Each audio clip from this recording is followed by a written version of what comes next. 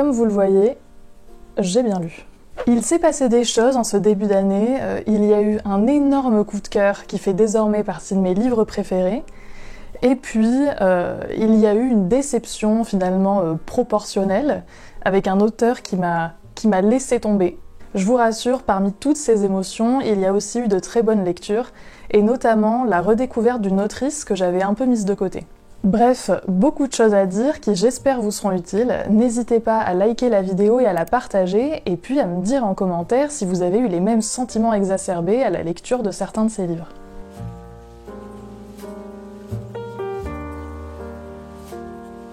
On commence en douceur avec un livre que je n'ai pas sur moi parce que je l'ai emprunté à la bibliothèque. Il s'agit de Vie et mort d'Émile Ajar par Romain Gary. Alors c'est un court texte qui revient sur le canular autour du pseudonyme d'Émile Ajar qui a permis à Romain Gary, donc sous un autre nom, de gagner 2 fois le prix Goncourt, ce qui est interdit par le règlement. Il a écrit plusieurs livres sous ce pseudonyme et il a ensuite fait incarner ce personnage d'Émile Ajar par l'un des membres de sa famille.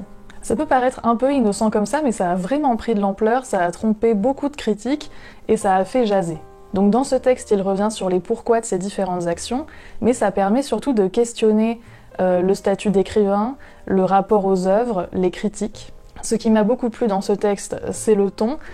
Il paraît parfois plein de morgue et d'aigreur, mais il perce, comme souvent, j'ai l'impression, chez Romain Gary, derrière tout ça, de la mélancolie et de la tristesse. On sent une sensibilité à fleur de peau, un écrivain blessé qui va tenter de s'amuser tout en prenant sa revanche sur ceux qui le considéraient comme fini. Donc on retrouve bien évidemment l'humour de Romain Gary, mais aussi de la mélancolie et un homme habité par des doutes. C'est un livre qui m'a beaucoup touchée parce que j'y ai vu cette capacité qu'a Romain Gary de se mettre à nu avec dérision et pourtant beaucoup de pudeur. Il livre non seulement sa version de l'événement, mais aussi avec elle qui il est. Donc c'est un texte qui fait à peine quelques pages et que je conseille vivement à ceux qui ont envie de le découvrir et de découvrir avec lui qui était Romain Gary. J'en profite pour faire une petite parenthèse parce que j'ai aussi commencé La vie devant soi et que je l'ai abandonné. Donc c'est le livre de Romain Gary qui a gagné le prix Goncourt sous le nom d'Émile Ajar. Alors évidemment, ça paraît un peu facile avec le recul, mais moi j'ai vraiment retrouvé le style de Chien blanc et je me disais c'est quand même fou qu'il l'ait pas reconnu.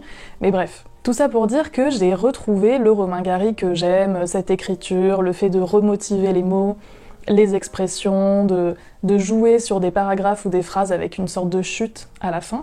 Et puis c'est intelligent, c'est extrêmement bien écrit, j'étais très contente et en même temps je n'avançais pas. Et à un moment je me suis rendu compte que j'avais beau adorer le style, en fait cette histoire ne m'intéressait pas et que je me fichais complètement de ce qui pouvait arriver au personnage. Ce qui donc me questionne, est-ce que j'aime Romain Gary ou est-ce que j'aime uniquement ses œuvres autobiographiques et non romanesques? Si vous avez rencontré un problème similaire et que vous vous en êtes sorti, dites-moi lequel vous me conseillez de lire ensuite, parce que là, je ne suis que doute.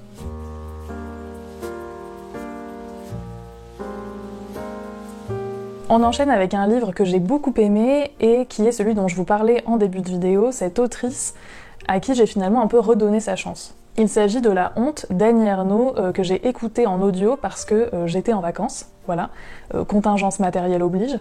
Ça faisait longtemps que je n'avais pas lu un livre d'Annie Ernaux, bien que j'en ai lu pas mal parce que j'ai eu ma période. Mais je sais pas, au bout d'un moment je m'étais un peu lassée, j'avais été un peu déçue des derniers que j'avais lus et ça s'était gentiment étiolé. Et puis je sais pas, à un moment ça m'a pris, j'ai eu envie d'écouter ce livre dont j'entendais quand même du bien depuis un moment. Alors au début, en toute franchise, j'ai eu du mal parce que j'avais l'impression simplement qu'elle me donnait plein d'informations factuelles sur une période passée, mais que toutes ces informations finalement ne disaient pas grand-chose. Petit à petit, j'ai commencé à voir le cœur du propos sous-jacent, et derrière ces petits détails apparemment sans intérêt, le poids que cela sous-entendait. On suit la prise de conscience que la jeune fille qui était Annie Ernaux à ce moment-là va avoir précisément cette année-là.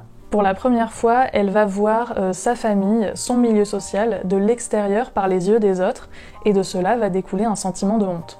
Donc tous ces détails apparemment anodins au début deviennent de plus en plus pesants, de plus en plus signifiants, et de plus en plus révélateurs de la réalité sociale à laquelle la jeune fille accède, dont elle prend conscience. C'est un texte que j'ai trouvé parfois difficile à lire parce que rien n'est dit explicitement, mais tout est montré et tout est lourd de sens. c'est comme un verdict qui tombe et dont la conséquence inévitable est la honte.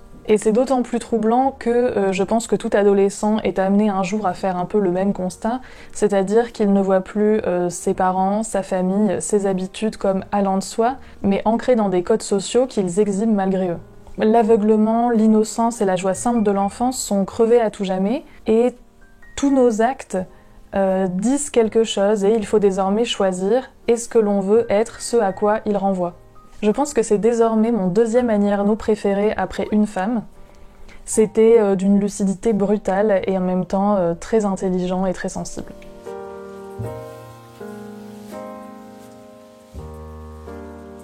Alors, ces derniers mois, j'ai essayé de lire Frankenstein de Mary Shelley. Bon, alors ça faisait très longtemps que j'avais envie de le lire, c'est un grand classique de la littérature et un pionnier de la science-fiction. Il raconte l'histoire d'un scientifique emporté par son hubris qui va créer une créature, puis l'abandonner, et cette créature va suivre son propre chemin, et voilà, je n'en dis pas plus. Il y a du gothique, une créature qui cherche sa place, des questions existentielles, de la violence, et une poursuite inlassable. Voilà tout ce que je m'attendais à y trouver, et de toute façon c'est difficile de ne rien savoir de ce livre tellement il imprègne les œuvres culturelles depuis un moment, et au fond c'est un peu tout ce que j'y ai trouvé.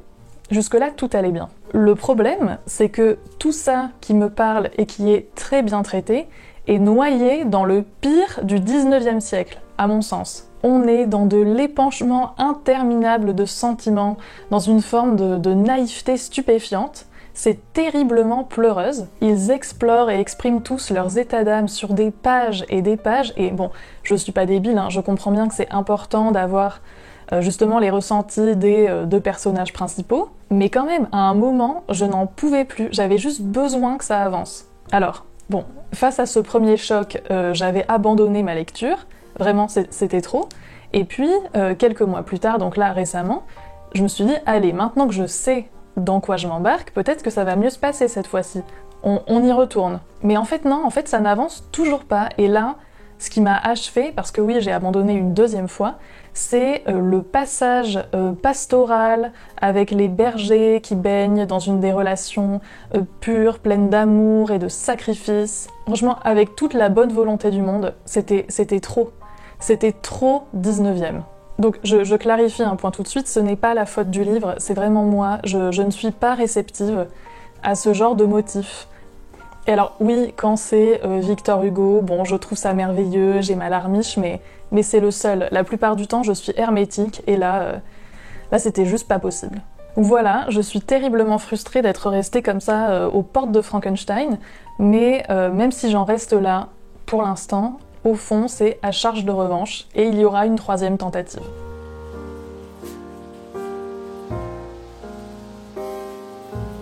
Il y a des livres qui font partie de ce que j'appelle ma palle de vie, c'est-à-dire des classiques que j'ai envie de découvrir, même si je sais que par exemple ils me plairont pas particulièrement, mais j'ai envie de les découvrir pour comprendre l'histoire de la littérature, l'histoire de la pensée, et de voilà ce qui nous façonne aujourd'hui, même si on n'en a pas forcément conscience. Dans cette liste, il y avait Le Diable au corps de Radiguet. On est pendant la Première Guerre mondiale, un lycéen s'éprend d'une jeune femme avec qui il va avoir une liaison, pendant que le mari de celle-ci est soldat au front. Alors c'est un livre qui a fait scandale, déjà parce que dans l'opinion publique, à l'époque de sa sortie, il y avait toujours très activement des soldats de la Première Guerre mondiale, donc autant vous dire qu'ils n'ont pas apprécié, et puis parce que tout cela était servi pour une histoire un peu sulfureuse. À cela s'ajoute également la stratégie de promotion de l'éditeur, qui présentait Radiguet, qui était donc très jeune, comme le génie à venir, il le montrait en train d'écrire avec des zooms sur sa main, enfin voilà. Il y avait vraiment une énorme attente qui avait été créée autour de ce livre. Ce roman dépeint la vie à l'arrière d'une manière qui n'a pas plu parce que, notamment, ces 4 ans de guerre sont présentés comme des vacances. Il s'agit donc de l'envers du récit national dans une honnêteté tout sauf politiquement correcte. C'est un récit à la première personne avec de courts chapitres qui sont racontés par le narrateur adulte qui revient sur cette période. Alors, il nous livre l'adolescent égoïste dans toute sa grâce, ce qui le rend réaliste, mais aussi insupportable. Donc on a les caprices, les sautes d'humeur, mais aussi la curiosité, l'exaltation. C'est un portrait honnête dans lequel on ne peut que se reconnaître à une certaine période de sa vie, hein, pas la plus glorieuse, mais nécessaire toutefois. Et ce que j'ai trouvé particulièrement réussi, c'est justement ce manque de lucidité du personnage qui fait du mal malgré lui, qui est pénible, qui est insupportable et qui est tellement vrai. On est pris dans une voie, dans sa logique, dans ses pensées, c'est très bien fait et de manière fine et perspicace. Et en même temps, je vous avoue qu'au bout d'un moment, j'en avais un peu marre de lui. Donc voilà, j'ai pas grand chose à en dire, ça m'a pas transcendée, mais je suis vraiment contente d'avoir découvert ce livre culte de la littérature, qui s'est avéré en plus une lecture rapide, stimulante, et sur des thèmes que je lis finalement assez peu. Donc s'il vous intrigue, n'hésitez pas.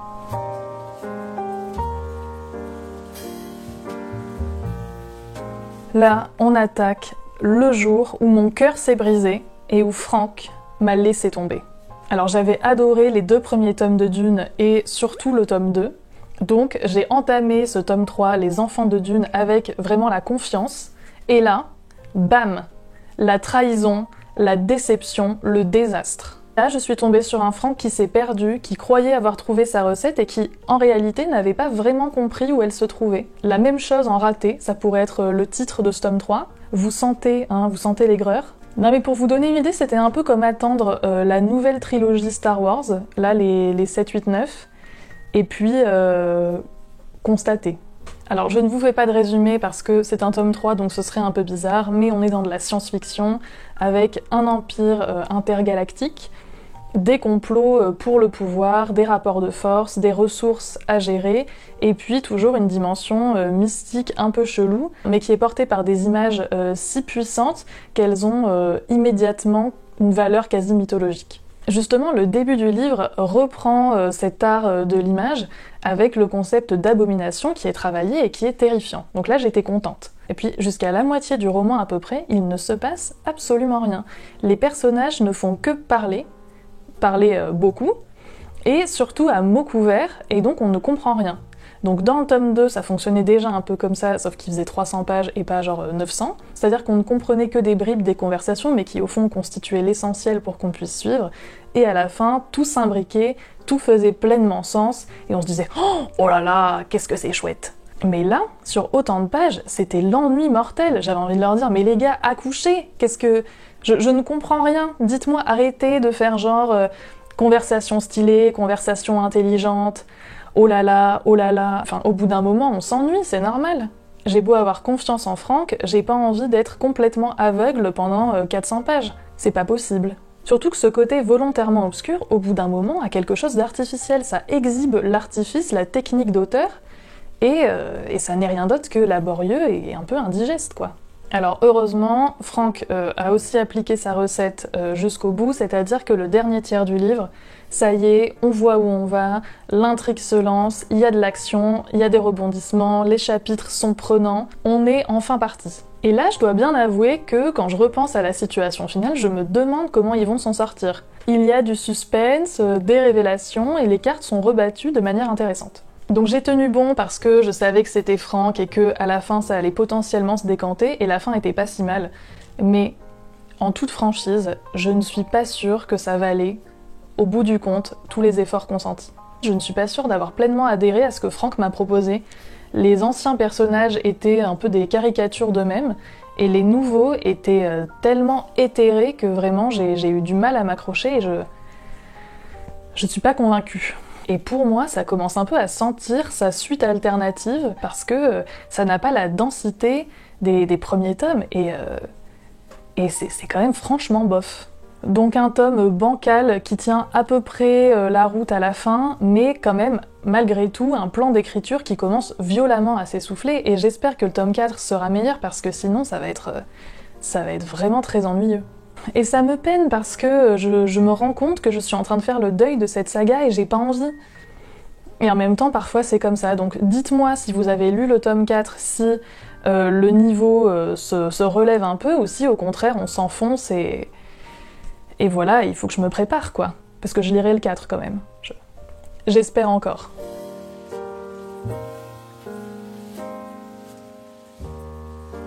Après la catastrophe, je vous présente l'énorme coup de cœur, il s'agit de L'ami commun de Charles Dickens. Alors il a l'air petit comme ça, mais en réalité il fait 1200 pages et il pèse à peu près 3,5 kg. C'est donc un beau bébé et qui en vaut pleinement la peine.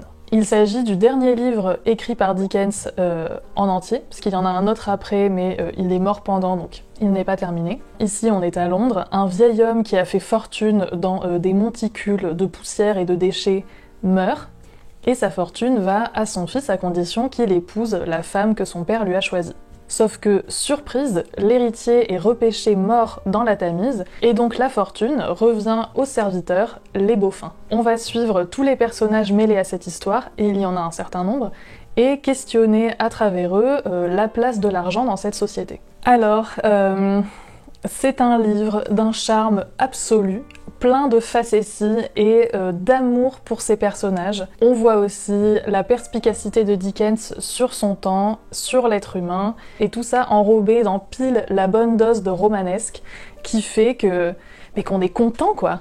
Si les intrigues sont assez simples, prises séparément, Dickens a fait en sorte qu'elles se croisent et de proposer quelque chose d'assez sinueux avec des destins qui s'entremêlent et qui s'entre-influencent. C'est une construction qui est brillante et qui en même temps prend son temps. Il faut accepter d'être baladé d'un personnage à l'autre, d'un enjeu à l'autre, sans pour autant savoir qui sera vraiment important pour la suite de l'histoire, ni vraiment où tout cela nous mène. Il faut accepter la promenade et faire confiance à Dickens. Lire L'Ami commun, c'est vivre pendant plusieurs semaines aux côtés de personnages profondément attachants et inoubliables. Je vous fais une petite liste de mes préférés. Il y avait donc Silas Wegg, quand il lit, c'était un délice. Et puis évidemment Jenny, Monsieur Vénus, les Beaufins et Eugène, lumière de ma vie. Il m'a fait tellement rire pendant 3 semaines, tous ces personnages étaient ma joie. Hein. Ils m'apportaient au quotidien, je sais pas, du bonheur. Voilà, tout simplement. Et si ça peut paraître long ou un peu laborieux, sachez qu'on n'a pas le temps de se lasser. Parce que c'est un peu construit comme le Trône de Fer si vous l'avez lu, c'est-à-dire que chaque chapitre ou presque correspond à un personnage différent, et on a toujours envie de lire le chapitre suivant pour avoir la suite de l'intrigue de celui qu'on vient de lire, et puis en fait comme ça se reproduit sur le suivant, eh bien on continue sur le 3e, et ça n'en finit pas. Voilà, et c'est comme ça que j'ai lu la 2e moitié du livre en 3 jours, parce que je voulais la suite. C'était le week-end, je n'avais que ça à faire, et chaque moment libre allait à Dickens, et il me l'a très bien rendu. En plus de ça, l'une des intrigues est allée exactement où j'aime, avec les clichés que j'aime, les motifs que j'aime, les retournements que j'aime, enfin ça ne pouvait pas être plus parfait, voilà, je ne pouvais être plus heureuse. Dans ce moment de frénésie, en voyant la fin du livre approcher, j'étais dans l'excitation de la suite et de savoir, et en même temps, je sentais monter le désespoir de l'après va être très difficile. Et ça n'a pas loupé. Je sors depuis peu de ce marasme, de cette apathie. Ce livre, son ton, ses personnages me manquent terriblement, mais je me sens capable quand même d'apprécier de nouvelles lectures. Je ne suis plus dans « tout est fade », jamais je ne retrouverai un livre qui parlera autant à mon âme que L'Ami commun, à quoi bon ? Et même si je savais qu'au fond ce n'était pas vrai, l'anéantissement était quand même trop présent pour être lucide. Donc voilà, je suis contente 1 mois et demi après de sortir la tête de l'eau. Donc je vous donne l'astuce, enfin en tout cas ce qui a marché pour moi si jamais vous vous retrouvez dans une situation similaire, la patience, le temps, regardez toutes les adaptations qui ont été faites du livre pour le revivre encore et encore, et puis surtout la certitude de le relire un jour. Je ne vais pas vous mentir, il me tarde déjà de le relire, d'attarder mon regard sur d'autres détails, de remarquer de nouvelles choses, d'avoir de nouvelles réflexions. Je l'aime si fort. Voilà. Lisez L'Ami commun si jamais vous avez besoin juste d'être heureux. Voilà pour ces lectures pour le moins contrastées. C'est aussi ça, les risques du métier. Hein. Être lecteur, ce n'est pas de tout repos. N'hésitez pas à vous abonner, à liker la vidéo, à la partager, et puis à me dire en commentaire si vous avez lu certains de ces livres, ce que vous en avez pensé. Et puis à la prochaine!